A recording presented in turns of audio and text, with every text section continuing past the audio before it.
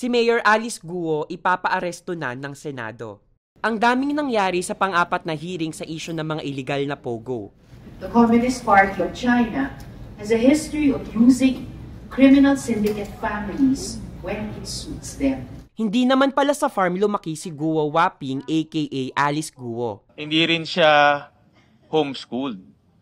Nag-aral ho siya. And I'll show you the proof.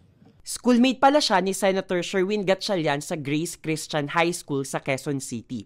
So malabo ring homeschooled siya ni Teacher Rubilin. Pero hindi na nakakatawa ang implikasyon ng mga ito.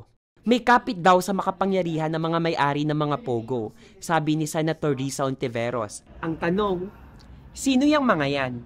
Paano ba nakapagnakaw ng pagkatao si Guo Waping na lumalabas ay talagang Chinese alien? Paano ito nagawa ng buo niyang pamilya?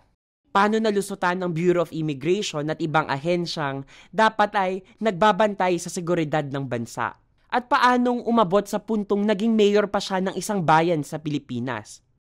Tawag mula kay dating Secretary Harry Roque. Ayon sa opisyales ng PAGCOR na tumugma naman sa mga dokumento, nakalista si Harry Roque bilang legal head ng nooy lisensyadong Pogo na Lucky South 99 na niraid ng mga otoridad kamakailan.